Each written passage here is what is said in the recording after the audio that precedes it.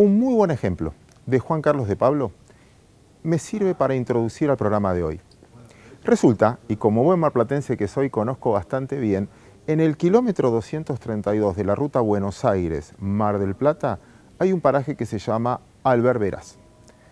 Hace mucho tiempo atrás era un lugar obligado, había hasta hotel, restaurante, estación de servicio, porque cuando la ruta era angosta y se tardaba un montón en ese viaje, toda la gente frenaba, incluso muchos a dormir, porque era muy largo el viaje a Mar del Plata, duraba muchas horas el viaje a Mar del Plata. Un día ensancharon las rutas, un día a cada 100 kilómetros pusieron una mega estación de servicio y obviamente este lugar perdió mucho atractivo y se fue quedando y se fue quedando. Esta decisión de ampliar las rutas y modernizar los parajes intermedios fue la condena para este lugar. ¿Qué piensan ustedes? ¿Qué piensa la gente que vivía en ese lugar y trabajaba en ese lugar? ¿Quieren que ensanche las rutas? ¿Quieren que mejore la situación? ¿Qué piensan los que manejan ahora y tienen la ruta a doble mano, ahora hay que ensancharla de nuevo, o se modernizó mucho ese factor? Hay cosas, hay situaciones en la vida económica de una empresa y de un país que cambian por el avance tecnológico, por los avances, por la modernización. Y en todos lados va a haber ganadores y perdedores. La respuesta que hace cada uno y que hacemos nosotros como sociedad también. Si finalmente se favorece mucho al usuario en desmedro de muchas compañías o por defender una compañía, sacrificamos a millones de usuarios. Cuando hablamos del mercado bursátil es exactamente lo mismo. No a todos les va igual. Uno tiene que tener el expertise suficiente para elegir que hay industrias que están en el lugar adecuado, en el momento adecuado, y otras que no, que les cambió. Y a veces nosotros, yo cometo ese error y supongo muchos también, insistimos con acciones, con empresas diciendo está atrasada, esta no subió, pero en realidad lo que le cambió es el modelo de negocio. Y ese modelo de negocio en esta estructura hoy necesita cambios. Y a partir de ahí viene lo que se conoce como el análisis fundamental. Señores, bienvenidos a una edición más de esta idea de sistema bursátil que se llama Compro o Vendo. ¿Por qué empecé de esta manera? Porque vamos a tratar hoy de darle bastante valor agregado para la toma de decisión micro, no tanto el país, global, etcétera, sino micro. Cómo puede afectar cada decisión internacional y local en cada una de las industrias para ver dónde me conviene invertir y dónde no me conviene invertir. ¿Por qué se tiene que quedar usted del otro lado? Vamos a arrancar con José Ciabazarrate. Lo necesitaba por la apertura. ¿Por qué? Porque hablaron todos los presidentes de los bancos centrales del mundo y afectó muchos valores de monedas. Quiero saber qué pasa en el mundo para no estar desacoplado y en ese caso darle valor agregado a usted. Después vamos a hablar con Marcos Ayerra, presidente de la Comisión Nacional de Valores. Teníamos muchas dudas de ustedes, de los inversores.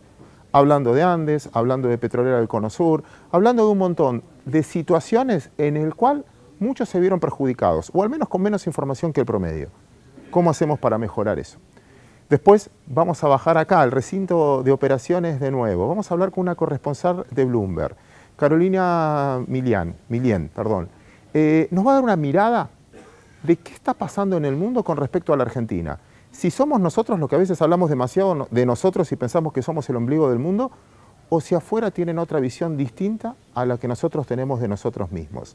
También nos va a ayudar, en este caso, un muy buen operador bursátil, muy joven él, para tratar de intentar discutir cómo ve la nueva generación el mercado de capitales que viene. Para cerrar con Marcelo Elizondo. Lo de Brasil fue un dato muy relevante para nosotros, muy relevante para la micro nuestra. Vamos a ver si lo supimos interpretar. Señores, si quiere, puede cambiar de canal. Yo no se lo recomendaría. Empezamos de esta manera el Compro Vendo de esta semana.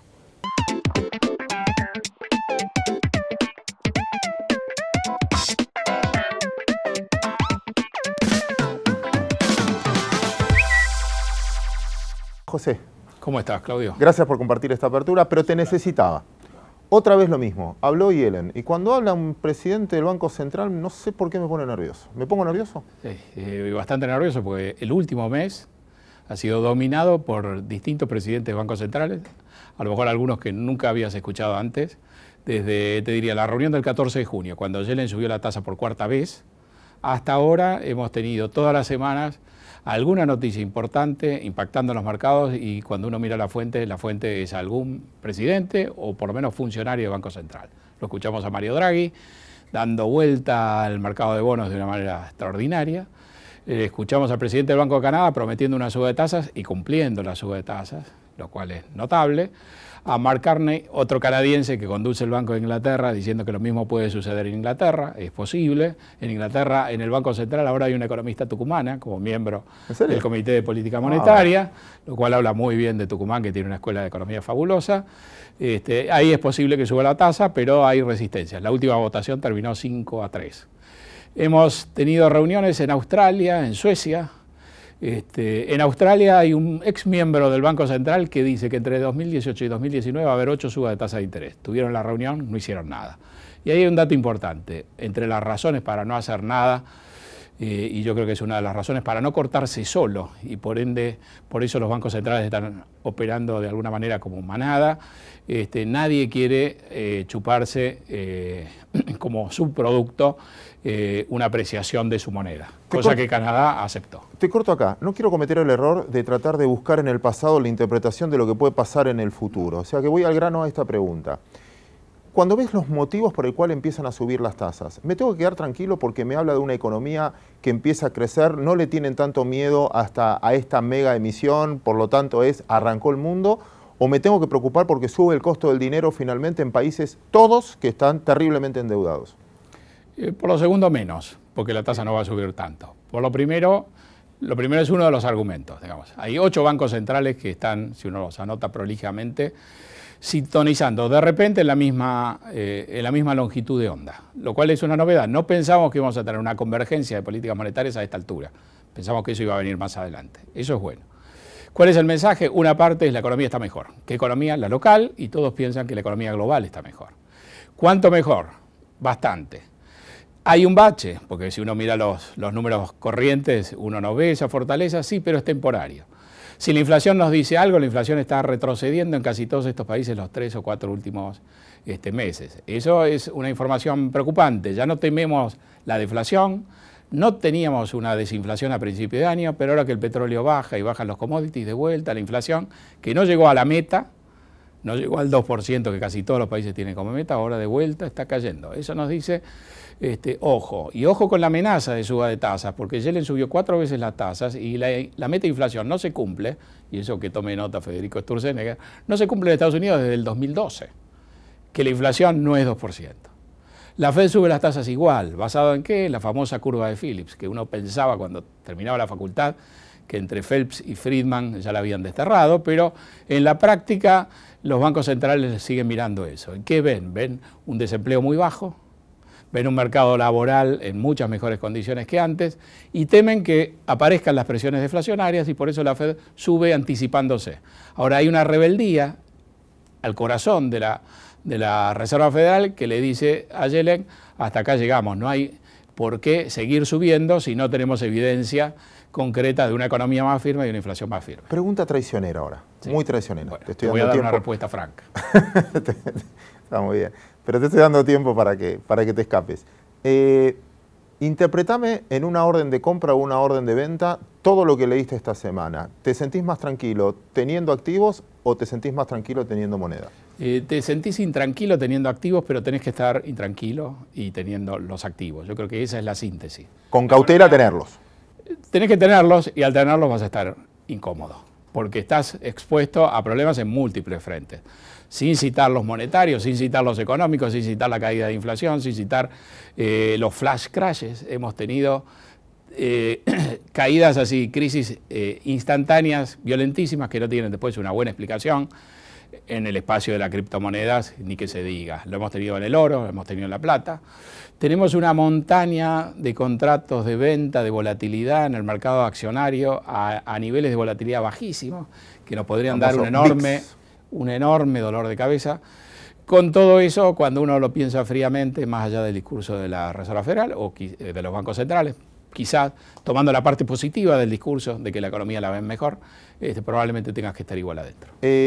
Por último, entiendo y está muy bueno el punto, lo vamos a poner en la agenda del programa también, cómo muchas caídas tienen que ver con formas de operar, ¿no? Tecnológicas o lo que fuera, que nos estamos adaptando. Eso ha cambiado de una manera pasmosa. Y hay que ver cómo nos adaptamos nosotros. La tecnología avanzó más rápido que nuestro poder de adaptación. Y se asusta menos que nosotros. Y se asusta menos. Lo cual es muy importante. Es difícil asustar a un algoritmo, es difícil asustar a un robot.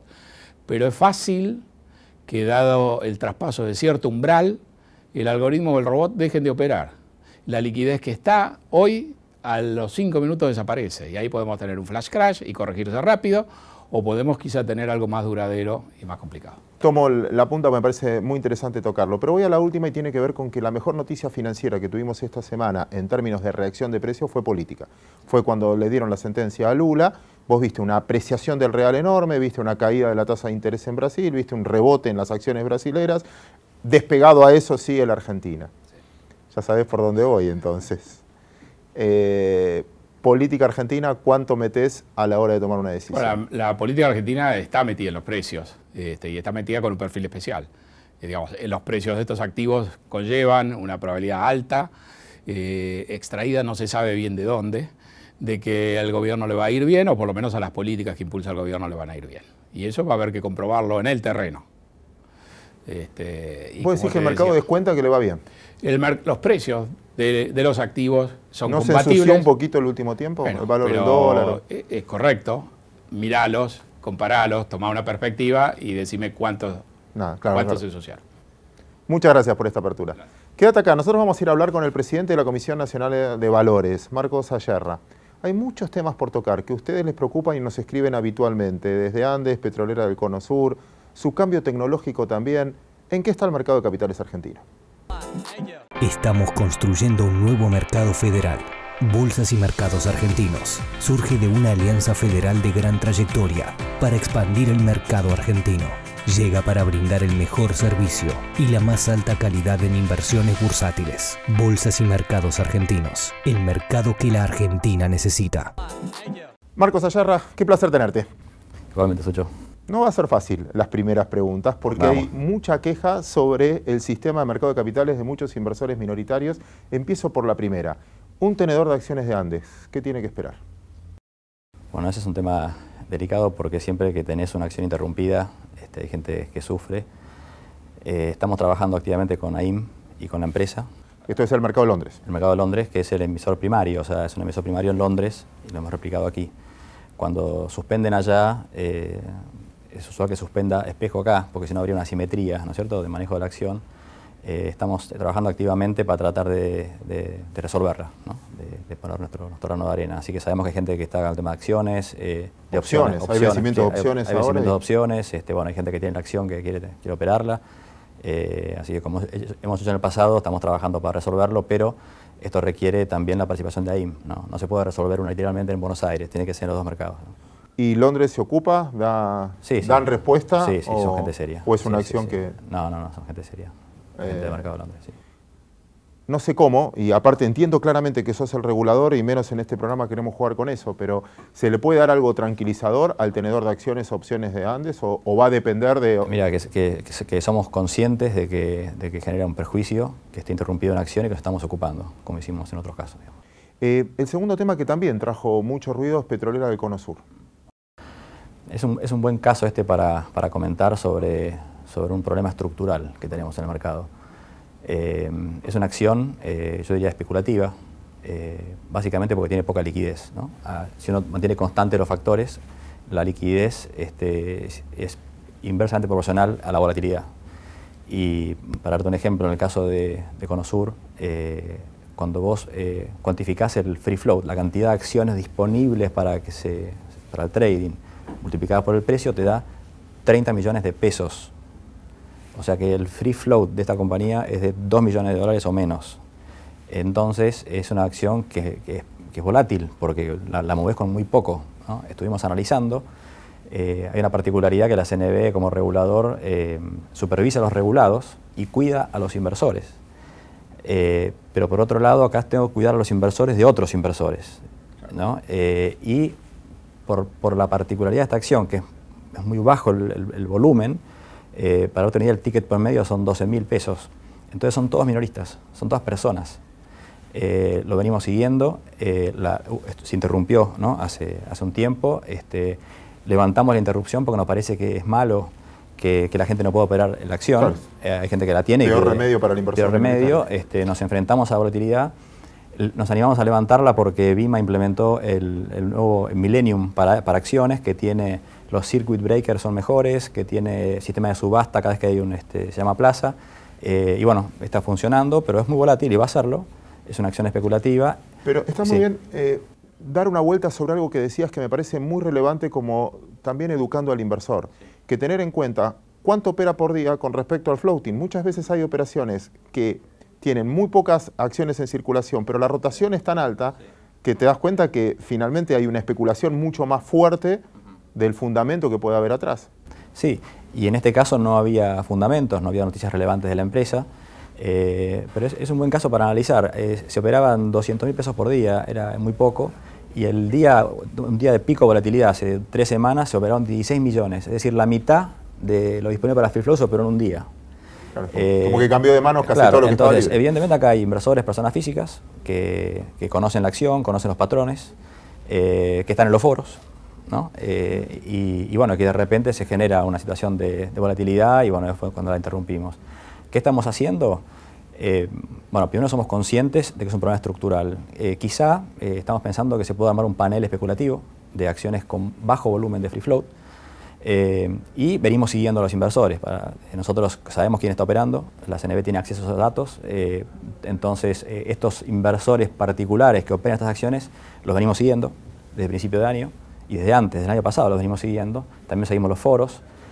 Pasa que la acción que puede tener la CNB sobre estos inversores es una denuncia penal. Entonces queremos estar muy seguros de que haya conductas manipulativas, lo estamos analizando muy a fondo. La clave es cuidar el mercado, es decir, si una acción es ilíquida, ser conscientes que es especulativa, y si hay inversores que hacen daño, bueno, ir contra ellos, ¿no? Está muy bien. Digo, también respetar la libertad de cada inversor, en este caso puede hacerlo. Por eso hemos sido precavidos en actuar, pero lo estamos analizando, sin duda. Hablando de eso, cuando decías algo estructural, contame qué está haciendo la Comisión Nacional de Valores para darle tranquilidad a los inversores minoritarios que va a encontrarse con menos casos como estos. Bueno, estamos cambiando todo. Ahora lo hemos venido hablando este año y pico ya. Yo te diría que veo 2 grandes etapas, 2 fases. La primera fue tomar control del organismo y normalizarlo. Normalizarlo con los procesos y situaciones en la que estaba. Yo te diría que eso lo estamos terminando de hacer. En los próximos meses vamos a terminar de normalizar las áreas que están pendientes. Pero y arrancamos a inicio de... Podemos decir que ya es homogénea en su accionar. Sí, pero con prácticas viejas, ¿sí? En paralelo arrancamos el año pasado el armado de la nueva CNB. ¿Qué hicimos? Escuchamos al mercado local, pero sobre todo nos insertamos fuertemente en la Comunidad Internacional de Reguladores. Yo soy miembro del directorio de IOSCO, que están todos los reguladores del mundo, y hemos estudiado qué pasa, en qué solución se le da a cada tema en el mundo. De hecho, algo interesante, ya hemos mandado 40 profesionales al exterior a capacitarse, 40, ¿no? El total de la CNB, para darte una idea, cuando lo recibimos tenía 370, ahora hay 340, o sea, ha bajado la cantidad de personal, y de ese número hemos mandado ya 40 al exterior a capacitarse. Entonces estamos todos muy proactivos trayendo prácticas, ¿no? Armamos una estrategia que incluye, la hemos dividido en 4 ejes, que es el equipo humano, proceso, sistema y institucionalidad, ¿no? Entonces, en lo que es el equipo humano, bueno, mucha capacitación. Estamos organizando el nuevo organigrama, cambio de cultura interna, nos estamos mudando para estar todos juntos. Estamos poniendo mucho foco en eso, inclusive trabajando para poder pagarles más, que es todo un proceso que viene avanzando. En lo que es sistemas, estuvimos diseñando los sistemas durante un año ya, se hizo una licitación, ya estamos listos para adjudicar y vamos a hacer en base cero los sistemas de la CNB. O sea, tiene que ser un regulador tecnológico, como es en el mundo. Y yo te diría que si arranca en agosto ya el nuevo desarrollo, va a haber una nueva autopista del estilo Edgar, que está en Estados Unidos, va a haber un nuevo sistema de Stopwatch, y va a haber sobre todo un nuevo sistema de investigación. Vamos a poder hacer data mining con los datos de mercado y unir todo para tener eficacia en la investigación. Estamos agregando el XBRL, que es un módulo para información, y muchos otros temas, y eso te diría que arrancamos en agosto, la implementación o el desarrollo va a estar en un año. Después están los procesos, y esto es muy importante. En lo que es investigaciones, estamos cambiando de cero. Cómo pensamos, cómo nos organizamos, las herramientas y bueno, cómo vamos a actuar. Ahí nos acompaña la SEC. La SEC de Estados Unidos ya vino una semana hace 2 meses. Hubo como 50 personas de la CNB involucrados en esta reunión intensiva, definiendo la estrategia basada en riesgos de enforcement. Después vienen en agosto, en 3 semanas vienen otra semana completa y vamos a ver cómo bajamos a tierra la estrategia y ahora los procesos. Y a fin de año vienen otra semana para ver cómo estamos implementando. Tengo el equipo verdaderamente contento. Estamos trayendo gente ahora, uno de ellos de la FIP, que tiene 20 años investigando allá. Así que estamos trabajando muy fuerte en los procesos y en paralelo también los de monitoreo de mercados, que es lo que al inversor lo va a traer tranquilo. Uno es que seamos buenos investigando, ¿no? Que le dé tranquilidad de que vamos a cuidarlos y que los preocupe a los que hacen macana, digamos. Te pongo un punto ahí y déjame contarte una historia, les cuento una historia muy chiquita que te escuchaba y me acordaba de algo. Yo vengo de Mar del Plata y el club donde me crié, donde aparecí, no estaba pasando una buena situación económica y no sé, se me ocurrió decir, bueno, ¿qué pasa si hago una colecta acá y ayudamos entre todos los que nos criamos ahí? Y me contestaron algo que me pareció muy inteligente y lo quiero usar para lo que estabas diciendo vos. Me dijeron, ¿sabes qué? No es una cuestión de plata, es una cuestión que necesitamos gente. Tráeme personas, no me traigas plata. Trae gente que quiera la institución, que se eduque, que le importe el lugar donde está y la pertenencia. Acá hago lo mismo, te pregunto lo mismo, te repregunto lo mismo. En el mercado necesitamos mucho más inversores. Necesitamos que esto se llene de gente, más allá, entiendo lo de la infraestructura, la regulación, la tranquilidad. Creo que es una condición necesaria, ¿no? Que se sienta seguro y haya seguridad jurídica para que el inversor crea en esto. Pero ¿cómo hacemos también? ¿Cómo inyectamos en esto para que llenar esto de inversores? Sí, bueno, claramente que haya un regulador fuerte, un regulador creíble, es uno de los pilares, ¿no? Cuando hablas con inversores, hay 2 tipos de inversores, los de adentro, que son los que más me interesan, ¿no? Que la gente de Argentina invierta en el mercado, porque yo el mercado de capitales, lo hablamos siempre esto, ¿no? Lo que más apasiona al mercado de capitales es que es una fuente de generación de empleo, o sea, es que las empresas puedan ir ahí y decir, encuentro lo que necesito para poder invertir. Y lo lindo del mercado de capitales es que los inversores pueden encontrar la historia, acompañar al emprendedor, acompañar al empresario. Entonces, y esto está creciendo, hay datos muy interesantes. Los cotapartistas de fondos de inversión, cuando empezamos eran 120.000. Ya son 320.000 personas físicas. O sea que han crecido 200.000 inversores.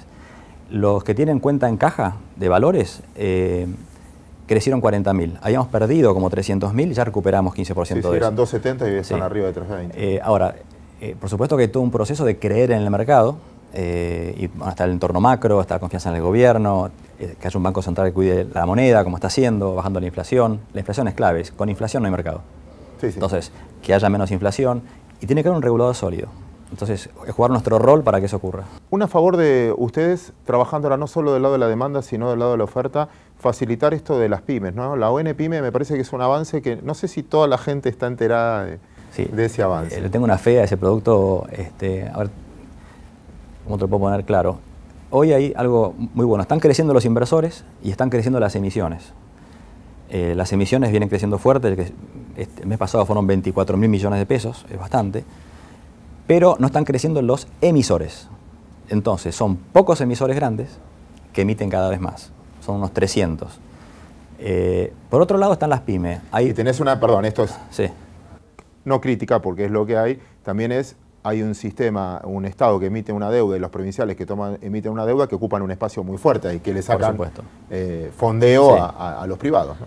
Por supuesto, es un dato y tenemos que luchar contra eso creando un mercado privado que por supuesto que es necesario. Entonces, hay 300 emisores, pero en paralelo, fíjate, el universo PYME, hay 850.000 empresas. ¿Cuántas PYME hay en la CNB? 50. Nada. Entonces, ha fracasado la política hasta ahora. Entonces, ¿qué vimos en paralelo? Que los cheques descontados, que son oferta secundaria, hay unos 4.000 emisores continuos, PYME, de cheques. Y 16.000 con SGR, ¿no? Y 16.000 que tienen línea de crédito con SGR, que van también a los bancos. Bueno, ¿cómo capturo eso? Entonces, ¿qué hicimos? Este producto de ON Simple parte de la base que si una PYME tiene el aval de una SGR o de un banco o de un fondo provincial, cuando llega a la CNB le simplifica la vida. O sea, lo ayuda a ser emisor primario sin mayor costo. Lo sacamos en 7 días. Porque finalmente uno asume el riesgo de la SGR. Claro, entonces, como tengo ese riesgo, bueno, ¿para qué le pido todo lo que estoy pidiendo? Entonces, no tenés ni balance especial, lo hacemos directo. Y por otro lado, ¿qué tiene de modo para la PYME? Pasa de acceder a un cheque a 120 días, a acceder a una ON a 3, 4 años, lo que diga el mercado, ¿no es cierto? Pasa a tener visibilidad también. ¿Por qué? Porque hoy nadie sabe quién descuenta un cheque. pero vos vas a poder ir a CNB y ver en la página ojalá sean cientos o miles de emisores PYME que tienen ONs. Entonces, gracias al aval que le dieron, pueden acceder a su visibilidad. Y entonces los que busquen apoyarlos van a encontrarlos, ¿no? Así que yo creo que va a ser muy federal y va a contribuir fuerte al crecimiento de la economía. Y digitalizaron, por lo menos en el cheque, también formas, ¿no? Al digitalizar el cheque, que no hace falta mandarlo físico. Sí, eso sí, también ayuda. Sí, eso nos pasó una vez en una reunión en Neuquén, porque tenemos esta gira federal que vamos cada mes a una provincia distinta, hace ya varios meses. Nos contaron que tardaban hasta una semana, porque iba a descontar el cheque, la PYME, al SGR, y tenía que llegar físicamente a la caja para que... Entonces, bueno, eso se trabajó varios meses y ya está, ya es digital. Por último, y ahora te internacionalizo por algo que me llegó el otro día, quiero saber si es verdad, ahora como miembro de la IOSCO, como director de la IOSCO, que ¿es verdad que están pensando para simplificar la vida de los emisores, ya no tan necesario presentar balance trimestral, que están tratando de resolver algunas cosas, o es fantasía, o es lobby de algunos que estoy comprando, pero... No, se está analizando. La verdad que el tema de la información es fundamental. El tema es no pedir de más, ¿no? Hoy está sufriendo mucho, sobre todo Europa, con un exceso de regulación.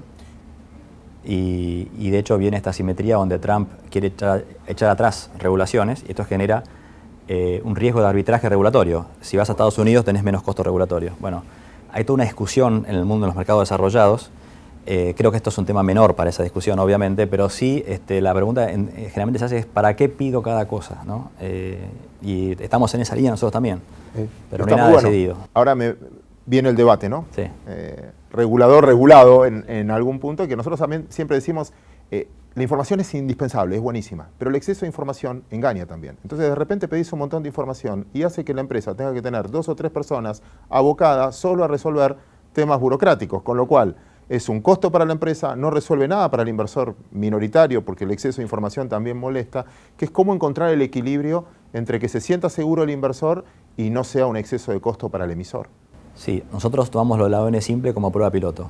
No le pedimos nada. O sea, vos tenés que hacer un balance anual para el IGJ, bueno, con ese balance entras al régimen. Pero ¿qué pasa? Ahí vas a un inversor calificado. Está muy bien. Y tiene un aval. Ahora, y en el mundo, de hecho estamos trabajando con mucho entusiasmo en un régimen simplificado de ONs, una especie de 144A. Hoy hay se pueden emitir muchas ONs para inversores calificados de forma más rápida en el mundo, ¿no? y con menos pedidos. O sea que también lo estamos analizando. Y yo creo que todo esto va quedando un consenso de qué tiene sentido seguir pidiendo, ¿no? Así que ojalá que... Marcos, como digo siempre, algo que no te pregunté, algo que quieras agregarle al inversor, al que está mirando, en tu rol de presidente de la Comisión Nacional de Valores. La verdad que quiero transmitir entusiasmo. Argentina tiene un 30% de pobreza que es insostenible y nosotros tenemos un rol social como mercado de capitales. La gente tiene ahorros y hace falta inversión, hace falta crear empleo y no sé, lo que diría es mi entusiasmo por crear un mercado para poder favorecer la creación del empleo y reducir la pobreza. Te diría que tenemos aquellos que nos gusta el mercado de capitales que piensen en eso, en el rol social que tenemos de apoyar a nuestro país. Aplaudo eso y tenemos que trabajar todo el sistema junto para sacarnos ese moto de timba financiera que escucho por todos lados cuando finalmente sostiene a la actividad privada, ¿no? Todas las que cotizan en los paneles son empresas argentinas que toman gente y que compiten y tienen que competir en el exterior. Y hay un tema importante, cuando uno mire el stock de activos, o sea, el free float de las empresas más el stock de obligaciones negociables y de fideicomisos financieros, a diciembre eran 50.000 millones de dólares. Estamos terminando la cuenta junio, pero ya hemos superado 60.000 millones de dólares. Cuando el crédito bancario del sector privado es parecido. O sea que es palo y palo con el sector bancario. O sea, el mercado de capitales tiene un rol relevante en financiar la economía. Me quedo con ese concepto. Marcos, muchísimas gracias. Esta es la bolsa de valores, la de los valores que realmente importan. Un lugar donde se invierte en las acciones que nos hacen crecer como personas. Aquí encontramos a los inversores de la vida. Yo me convertí en inversor de la vida cuando entendí que no me estaba comprando un auto, no. Estaba invirtiendo en conocer lugares nuevos y que no estaba levantando 4 paredes. Invertí en mi propia historia familiar. Empecé a invertir en las cosas que realmente te importan, porque de eso se trata la vida, ¿no? De vivirla.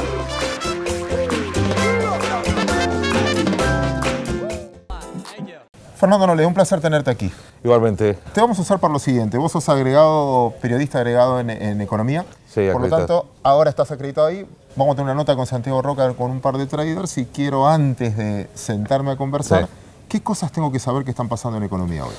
Mirá, por un lado me parece importante remarcar que el equipo económico está terminando de armar la reforma tributaria que va a estar lista, o se la van a llevar al presidente, se la van a presentar a principios de agosto. A principios de agosto estaría lista ya esta reforma tributaria, los lineamientos.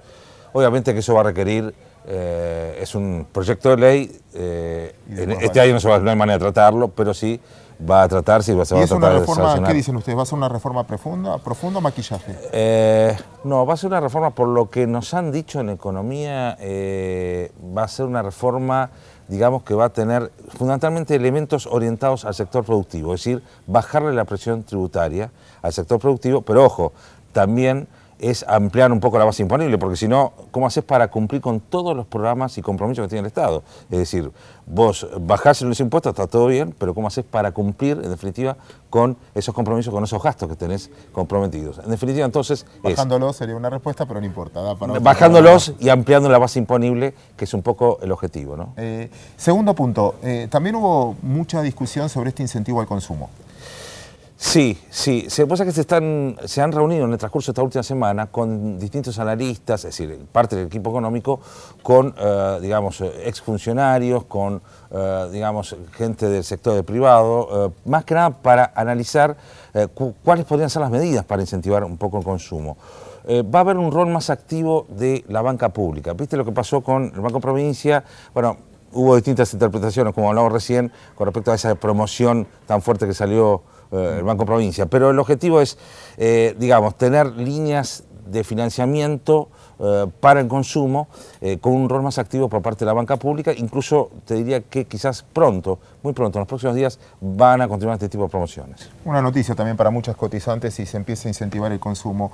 Una más dando vuelta en algo, no sé si tenés información o no, perdón si te sorprendo con esto, es que para mí me parece lo más relevante de Argentina para entender si va a cambiar o no, es la ley de presupuesto. ¿Cuándo empiezan a discutir la ley que tiene que enviar de presupuesto? Porque a partir de ahí uno se va a dar cuenta si va a haber reformas o no.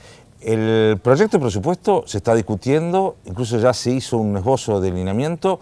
Recordad que el 15 de septiembre tiene que estar enviado por el Ejecutivo al Congreso. Te diría que obviamente que ese es un tema central, la reforma tributaria.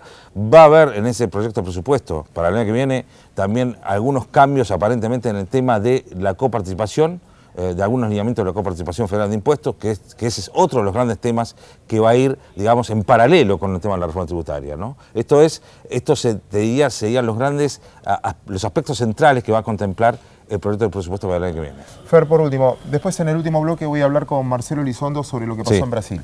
Y creo que es un tema relevante la reforma laboral de ellos, porque en el fondo nos van a poner presión a nosotros. ¿Se discute en economía? Por ahora no se ha dicho nada en punto de vista de la reforma laboral. Me parece que el equipo económico quiere seguir trabajando, por lo menos por ahora, con estos esquemas de acuerdo a competitividad, ¿no? Fer, muchas gracias.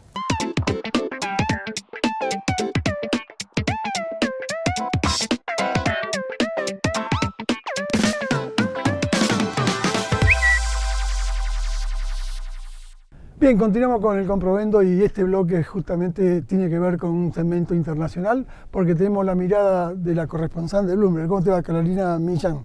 Un gusto estar acá. Muchas gracias, Santiago. Y el economista que tenemos, Neri Persicini, es el que nos va a dar un poco la visión de cómo está el carry trade en Argentina. Gracias por la invitación. Ya pasó un mes de que no somos emergentes y somos fronterizos. A ver qué opina ella. ¿Por qué el Morgan Stanley nos dio un pulgar para abajo? ¿Y cuál es tu mirada internacional hacia nosotros? Bueno, la verdad que Argentina sigue siendo una de las opciones estrella de los inversores internacionales. Incluso con esto vimos que la semana pasada subió un poco el riesgo país de Argentina y esto se debe a varias razones.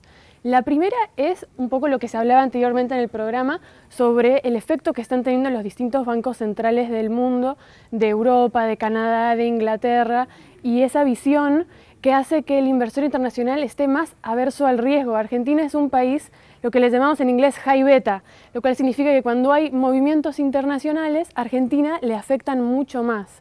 Esto es por un lado. Por otro lado, hay un poco de incertidumbre una sensación de sorpresa entre los inversores después de la emisión del bono de 100 años del gobierno, después de que el gobierno había dicho que no iba a hacer otra emisión en dólares este año, ¿no? Y aunque Argentina no tiene los ratios de endeudamiento de algunos de sus pares de Latinoamérica, aún así el inversor extranjero mira la velocidad a la que el gobierno se está endeudando y eso es algo que está vigilando. Y finalmente el tema que se habla tanto localmente como internacionalmente es el de las elecciones legislativas. Ahora, supongo que ustedes deben tener casi como llevando una contabilidad de la cantidad de gente que lee las noticias que ustedes producen, ¿no? Vos escribís un montón. La verdad estamos viendo mucho más interés, estamos viendo también la oficina de Bloomberg creció con un reportero el año pasado, estamos viendo más demanda por noticias y el inversor sigue mucho más que antes. También estamos viendo más interés en noticias sobre acciones, como mencionábamos. Hace 2 semanas el índice MSCI dio una sorpresa, no solo al inversor local, sino también al internacional, no dando el estatus de emergente. Recordemos que bancos de inversión, más o menos 6 bancos de inversión, desde el JP Morgan en Estados Unidos, tantos otros, y en Europa también, Credit Suisse, entre otros, habían predicho que Argentina iba a pasar de nivel, pero tuve una conversación con el renombrado inversor de Franklin Templeton, Mark Mobius, hace unos meses, y él me hizo notar algo que tal vez muchos en su premura y en su optimismo por Argentina no ignoraron, y es que el índice MSCI tiene a su cargo 1 billón de fondos emergentes, y por eso son cautos. Él me dijo, a China, las acciones A de China, 3 años la estuvieron aplazando. Y le pusieron un tope, tampoco es que fue tan grande su incorporación. Fueron 3 años que dijeron no, 1 año más, otro año más, y entonces Mobius me dijo, es posible que tarde más de lo que el mercado piensa, pero sí, es cierto que fue una sorpresa porque había mucha expectativa. Ahora lo que se está diciendo es que tal vez es una oportunidad de compra, lo que dijeron algunos de estos analistas después de la decisión, y que la expectativa es que sea el año que viene. Ahora habrá que ver si realmente se da. Neri, ¿vos cómo estás viendo con respecto a lo que dice Carolina? Y hablamos un poco de los bonos argentinos, el carry trading como la tasa que es realmente interesante después de la suba del dólar. Bueno, en el último tiempo se ha hablado mucho del movimiento de la divisa, particularmente porque en el movimiento que tuvo arrasó 2 meses y medio de ganancia de tasa en pesos. No obstante, en lo que va del año tenemos una ganancia de carry trade de 6% en dólares, lo cual si lo anualizamos estamos en el orden del 12%, una cifra muy parecida a la que logramos en el año pasado. Para poner este número en alguna noción más interesante para el inversor, y que es como nos miran afuera, con una tasa de 12 años en dólares, un inversor duplica la inversión en 6 años. Si vos tenés que mirar cómo están los bonos hoy, el bono del siglo que nos da realmente una tasa interesante, pero también tenemos que mirar que la semana próxima, el martes próximo, vencen algo así como 500.000 millones, ¿no? Y esto es, el 26,5 sería una tasa realmente interesante para hacer el carry trade. Sí, seguramente. Lo que estamos viendo en el mercado secundario en esta última semana fue que el Banco Central se puso muy agresivo con la tasa, la colocó en el orden de 26,2 en promedio, y estamos esperando que ese nivel de tasa se mantenga de cara a la licitación del martes que viene. Tenemos como referencia que la inflación dio un buen número, no obstante la núcleo está alta todavía, y el Banco Central también mantuvo la tasa de pases la semana que pasó. De esta forma vemos que el Banco Central, por un lado, con la tasa de pases está tratando de anclar expectativas y atacar la núcleo, pero con la tasa de LEVA que está haciendo el trabajo sucio de aspirar pesos por un canal no bancario. De todas formas, esta tasa, sumada a que la inflación va a ser un hueso duro de roer a nuestro criterio, y en un tipo de cambio mayor, me parece que es un buen punto de entrada para iniciar un carry trade, por supuesto no con la tranquilidad que teníamos antes, sino que tenemos las elecciones y ese ruido puede llegar a impactar. ¿Se han dolarizado las carteras? Se han dolarizado un poco las carteras, es una tendencia natural que se ve en estos periodos que están en cuando se acercan las elecciones. No obstante, recomendamos cautela a los inversores porque no es lo mismo dolarizarse con un alete que dolarizarse con el bono del siglo, ¿no? En este momento nosotros recomendamos posicionarse en el tramo corto de la curva en dólares. Tenemos rendimientos interesantes en el Bonar 2020 y Bonar 2024 que paga entre 2 y 3 puntos por encima de lo que paga un alete, con bajo riesgo de duration, que al principio del programa estaban hablando de los movimientos de tasas de interés y con Yellen que asegura que la va a subir la tasa a un ritmo más parsimonioso quizá, no conviene estar expuesto a un bono más largo. Ahora bien, si llega a haber un resultado positivo en las elecciones y el inversor quiere jugar largo y fuerte a Argentina, el bono del siglo por la estructura y convexidad que tiene es fenomenal. Déjame jugar separando la foto de la película. Caro, voy a lo siguiente. ¿Cuánto de lo que notás y en tu olfato de periodista, cuánto notás de lo que te preguntan a vos cuando haces reportajes afuera, a un montón de inversores de afuera, que ya están posicionados en la Argentina, o cuántos averiguan porque todavía no están posicionados en Argentina y su próxima actitud es comprar? Bueno, acá vemos también la diferencia de distintos inversores, ¿no? Hay inversores un poco más de riesgo y después tenés más fondos de largo plazo, fondos de pensión e inversores institucionales extranjeros. Cada vez estamos viendo más de estos inversores entrar en Argentina. Hemos visto muchos de estos ya entrar a la curva de bonos, incluida la curva local, como hablábamos de los instrumentos en pesos. Sobre todo, ha sido algo notable que mucho del interés por los bonos más largos de la curva en pesos ha sido de inversores institucionales extranjeros. Lo que todavía estamos viendo es que vengan estos inversores institucionales grandes a la bolsa. Y por eso ese era un paso que la decisión del MSCI hubiera ayudado. Entonces, si lo pongo en números, por lo que interpreté, fíjate si interpreté mal o no tu respuesta, hay más plata por entrar de la que ya está dentro. Claro, hay más plata por entrar y esa era una parte de la expectativa por el MSCI. Pero no afectó, por ejemplo, lo del Morgan Stanley, que haya hecho un wait and see, por ejemplo, el inversor quiere ver las elecciones de octubre.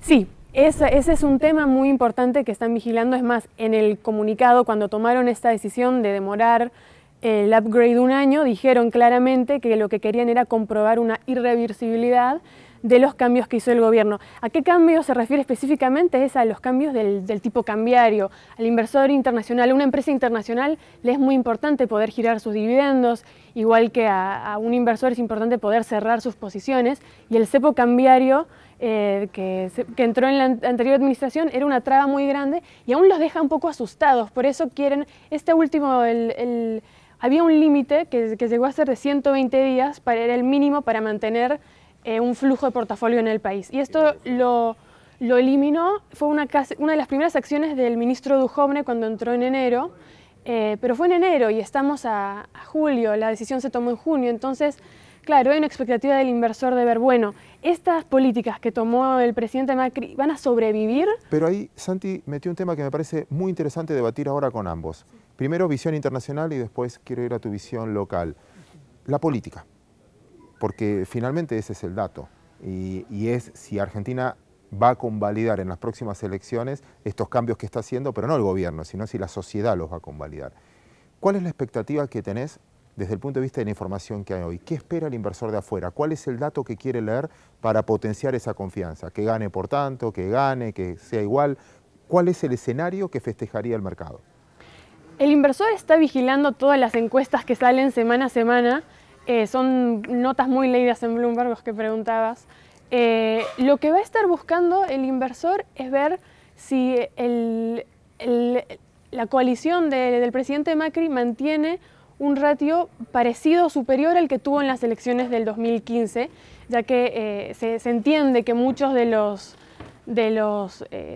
asientos legislativos que van a rotar son tal vez del partido del Frente para la Victoria o de la oposición. Entonces la pregunta es, ¿puede la coalición de Macri tomar esos asientos o no? Y eso es lo que se va a estar viendo. Se entiende que no va a haber un cambio radical, que no son todos los puestos los que se están renovando, pero si se tiene una performance similar a la del 2015, el mercado va a estar bastante tranquilo. Y bueno, la otra cosa que pone un poco nervioso al mercado es la presencia de Cristina Fernández de Kirchner, porque ella es sinónimo de muchas de estas políticas que afectaron a tanta gente. Entonces, también van a estar vigilando cómo le va a ella y como termómetro de cómo van las cosas en la provincia de Buenos Aires. Tu visión local, déjame decir además que trabajás en MB, la consultora económica. Un gran saludo a Martínez Bursaco, siempre una gran ayuda para difundir mercado. ¿Cómo la ven ustedes? Hasta esta misma pregunta. Bueno, lo que estamos viendo, como le comentaba a Santiago recién, vemos más valor en este momento para el inversor conservador y moderado en el tramo de renta fija de inversiones. Quizá más tirado a la inversión en dólares si somos más conservadores, o para un carry estratégico si tenemos un poco más de apetito por el riesgo. En cuanto a las acciones, creo que el mercado descontó mucho un escenario optimista y recién ahora se está empezando a dar cuenta de que Cristina Fernández de Kirchner seguramente tenga un asiento en el Senado. A nuestro criterio hay evaluaciones que están muy altas, que todavía la economía real, al no despertarse del todo o al hacerlo selectivamente, puso los niveles de las acciones en un punto en el cual la realidad no la está convalidando, y ahí tendría mucha prudencia. A ver, te voy a traicionar, Santi, porque te voy a meter en la pregunta también. Voy a usar de tu experiencia, tenés muchos años de mercado también. ¿Hay un efecto? Te preguntaba lo de Brasil en algún punto. Yo llamo efecto Lula, que conocía la noticia de Lula, la reacción de los mercados posteriores, que también en Argentina en algún momento podemos servir, que digo, bueno, vale la pena correr ese riesgo. Y el segundo es algo que hace mucho no se habla, es el cupón atado del crecimiento. Y cuando uno ve lo que puede llegar a crecer el país y años que no viene pagando ese cupón, hay una opción, hay algo que lo puede llamar como una opción argentina de que pueda salir muy bien el tema eleccionario, y si bien los precios tenían expectativas altas, puede sorprender como pasó en Brasil. ¿Se entendió la pregunta? Fue muy larga. Claro, porque el efecto espejo me parece muy bueno lo que marcás, porque si Lula fue en esta semana la noticia del hombre que está preso, ¿qué puede pasar más adelante si la justicia argentina hace lo mismo con Cristina, ¿no? O con otro amigo que diga, bueno, funcionario, que es menos tolerante a la corrupción, ¿no? ¿Qué decís vos? Creo que el mercado va a estar atento a los pasos que dé la justicia argentina, y va a haber que verse la reacción. Lo que está claro es que hubo reacción negativa cuando se supo la noticia de que ella iba a estar participando, postulando en las elecciones, con lo cual es posible que se vea también un movimiento de mercado. ¿Y eso no te marca que el mercado va a lateralizar estando quizás con esta presión, ¿no?, que nos marca Brasil hacia la política argentina? De hecho, tomando lo que decía Carolina, en las últimas semanas hubo un desacople entre el riesgo país de Argentina y el riesgo país de la región. Mientras nuestros vecinos tuvieron una trayectoria cómoda, nosotros saltamos de estar festejando hace un mes que habíamos roto el piso de 400 puntos básicos a pasar a la zona de 440. Entonces, a mi criterio, el mercado de bonos, que se dice que es el más inteligente de todos, ya está empezando a olfatear ese tipo de peligro, y la renta variable tuvo un anabólico adicional que fue el dólar en las últimas semanas, que si uno mira la cotización en pesos se mantuvo. No obstante, en dólares ya está bajando, y tenemos, hicimos un análisis esta semana, vemos que el multiple price earning, que es precio sobre ganancia del Merval, está en torno a 28 veces, mientras que hace un año estaba en 22 y hace 2 años estaba en 14. O sea, vemos un recalentamiento de los múltiplos en la bolsa, de las valuaciones. Por supuesto que tiene sus limitaciones este múltiplo, pero habría que empezar a elegir sector por sector y ser muy selectivos y muy cuidadosos a la hora de poner un peso en acciones. Chicos, tenemos que cerrar esta nota. ¿Algo que quieran agregar que el inversor tenga que saber? Yo iba a agregar un poco de lo que hablábamos recién, que además del resultado de las elecciones, realmente el otro dato que busca el inversor hoy, sobre todo el extranjero, es ver, o sea, lo que le permite las elecciones al gobierno de Macri le da gobernabilidad. ¿Para qué? Para bajar el déficit fiscal. Al final, el inversor extranjero vigila mucho que la posibilidad de que haya algún default es algo que la historia no descarta, ¿verdad? ¿El tipo de cambio? También, pero el déficit fiscal te diría que es algo que realmente los inversores que vienen, por ejemplo, en viajes del extranjero a reunirse con funcionarios, es lo que le preguntan a todos: ¿cuándo va a bajar? ¿Cómo va a bajar? Y ese es el otro dato clave que hay que tener en mente después de las elecciones. Claramente es lo lógico. Si nos prestan plata, quieren saber tu capacidad de devolución, y si tienes un déficit fiscal enorme, va a ser difícil hacerlo. ¿Algo que quieras cerrar? No, más que nada el inversor minorista, que no hay nadie mejor que uno mismo para cuidar su inversión, que descrea de todos los consejos que pueda llegar a leer en foros o en otros lugares y que tome la decisión por su cuenta. Cuanto más conozca, más seguro se va a sentir para multiplicar su capital en el largo plazo. Y que mire un poquito el programa Comprovendo, de por paso, supuesto, para ver la información. Chicos, Santi, muchísimas gracias por tu Muy ayuda bien, Claudio. en este bloque. Chicos, un honor tenerlos. Nosotros vamos a ir al cierre del programa, lo vamos a hacer con Marcelo Elizondo. Vamos a volver de nuevo al estudio.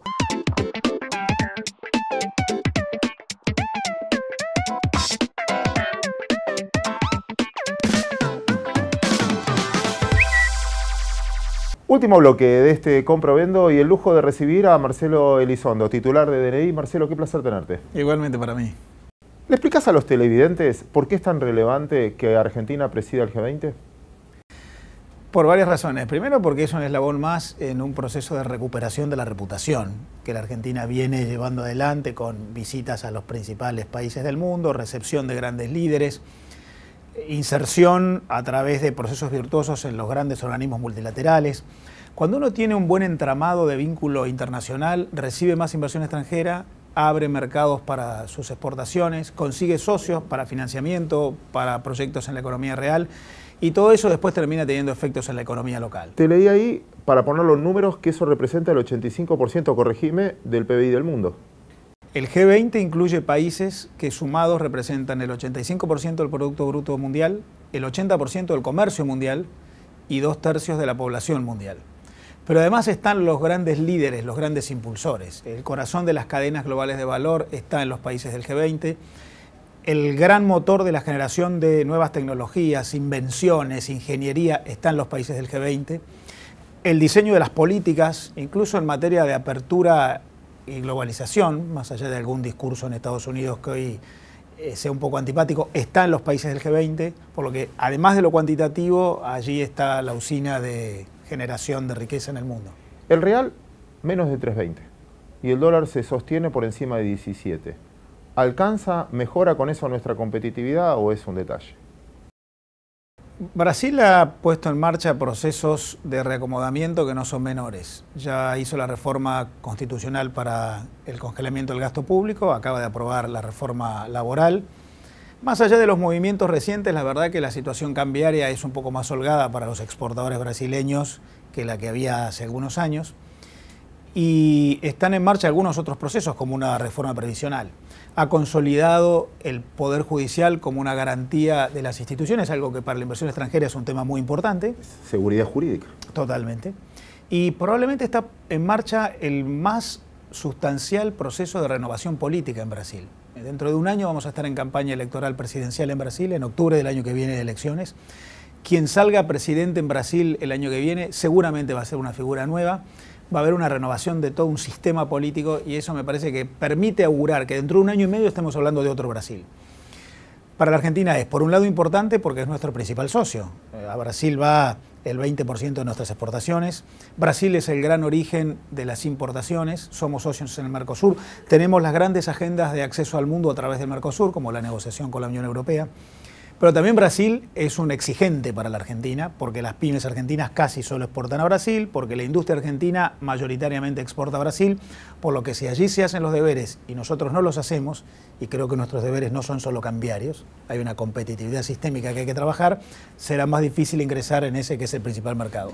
¿Entenderá no solo el gobierno, la sociedad argentina, la última reforma laboral que está haciendo Brasil nos va a obligar a nosotros a también hacerla si no quedamos relativamente afuera de la competitividad? La Argentina es un país que históricamente ha producido reformas más por presión de las circunstancias que por convicción de los actores. Por suerte acá no estamos en una presión doméstica, crisis local, sino una presión externa. La verdad, Claudio, que el mundo está produciendo no pocas reformas. A veces nos dejamos llevar por algunos títulos. Brasil ha hecho una reforma laboral, insisto, antes una fiscal con un congelamiento de gasto público incorporado en la Constitución. Pero además Emmanuel Macron asume diciendo voy a bajar el gasto público 8 a 10%, Donald Trump anuncia una reducción drástica del impuesto a las ganancias para las corporaciones, los emblemáticos países del norte de Europa, los nórdicos, héroes del welfare state, están bajando el gasto público, Suecia liderando, por lo que me parece que el mundo está entendiendo que buena parte de las dificultades que encuentra y en particular eso de que Asia emergente viene y compite con menores costos, tiene que ver con que Occidente ha querido vivir quizás con lujos que hoy el mercado no te permite. Me parece que además de Brasil, la Argentina tiene que mirar lo que está pasando en el mundo. Está muy bien. Déjame poner en números, aprovechándote. Yo repito comúnmente un eslogan que alguna vez escuché y supongo que no será tan así como digo, que un punto de crecimiento de PBI muchas veces representa 3 puntos de PBI de crecimiento nuestro, que a veces es más importante para nosotros que crezca Brasil a que crezcamos nosotros mismos. Sé que es un título, sé que es un tuit de 140 caracteres. Si lo quiero llevar a la realidad, ¿es tan así? Es verdad, Brasil influye muchísimo en la Argentina. En primer lugar, insisto, no solamente porque exportamos a Brasil como principal mercado, sino porque a Brasil exportamos lo que más valor agregado tiene, lo que más manufacturación tiene. No materia prima. Brasil es más relevante por lo que exportás a Brasil que por la dimensión cuantitativa. Por la calidad. Bueno, a Brasil exportás el 80% de las exportaciones de autos, la mitad de todas las exportaciones de químicos o de plásticos o de máquinas y aparatos. Mientras las exportaciones agropecuarias van a Asia, Pacífico o incluso Europa, las industriales se quedan en la región y en particular a Brasil. Por lo tanto, hay un enorme impacto de cómo le va a Brasil en las exportaciones de manufacturas argentinas. Por lo que Brasil haya tocado piso y empieza a rebotar, y este año yo creo que aún con la crisis en la cual están, un poquito el PBI de Brasil va a crecer, probablemente 0,5%, pero el año que viene ya un poco más, e insisto, el año que viene es electoral. El posterior, con las cosas más normalizadas, es un año en el cual es posible que a Brasil le vaya muy bien. Para la Argentina es una buena noticia. Nuestro principal socio, que tracciona, pero que además nos acompaña cuando vamos al mundo, está en proceso de recuperación. Por último, también quiero que me ayudes a trabajar sobre una frase hecha, que también vengo repitiendo, que es diferenciar infraestructura de logística. Entonces, sé que sos un especialista en este tema y muchos de los que critican, no solo a Argentina, sino a Latinoamérica, que es, más allá de la infraestructura, tenemos mucha, no sé cómo se llama, burocracia. Ellos lo llaman logística, que para hacer una exportación tardás 2 semanas, para hacer una importación y que te apruebe el Estado los papeles tardás una semana, que no te alcanza teniendo la mejor infraestructura si después en cada trámite perdés el doble de tiempo precisamente por burocracia. Si tenés algunos tips, algunos consejos, suponete que te están escuchando, ¿cómo Argentina puede ser más eficiente resolviendo algunos temas que no dependen de nadie, ni de un tipo ni de cambio, ni de nada, sino de nosotros, de nuestra eficiencia? Coincido en que el tipo de cambio es algo importante, pero no lo único. La Argentina tiene un problema de competitividad sistémica, en la cual están las variables macro, pero hay temas mesoeconómicos, acceso a infraestructura, acceso a recursos humanos calificados, acceso a servicios, como por ejemplo los de logística, además de las variables microeconómicas que tienen que ver con la que cada empresa hace hacia adentro. En este ámbito mesoeconómico en el cual yo creo que hay que hacer un trabajo relevante, la Argentina lo empezó a hacer. Acaba de aprobar el acuerdo de facilitación de comercio de la Organización Mundial de Comercio. Todos los países de la OMC se han puesto de acuerdo en bajar el costo de los trámites en frontera a través de mejoras en los procesos. La Argentina tiene en marcha un proceso de instauración de lo que se llama ventanilla única para el comercio exterior, BUCE por su sigla, para hacer los trámites de exportación e importación online y ahorrarte tiempos, papeles y gestiones. Todo tiene que ver con un proceso de mejora de la competitividad sistémica que nos llevará a recuperar rol en el mundo. La verdad es que hay muchas razones, Claudio, por las cuales nosotros somos un país aislado. Y somos un país muy aislado.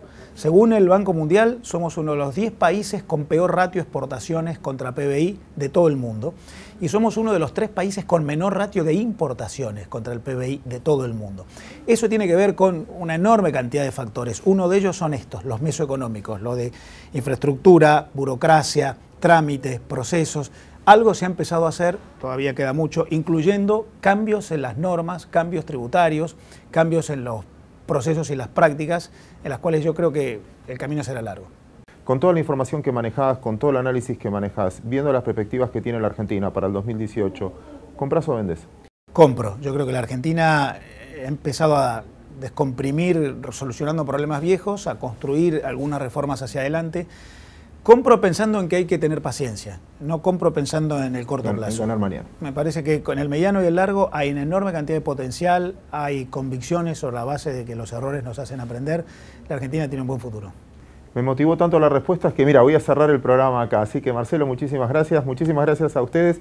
Espero que les haya gustado el contenido del programa de hoy. Señores, nos reencontramos el próximo domingo en esta idea del sistema bursátil que se llama Compro o Vendo.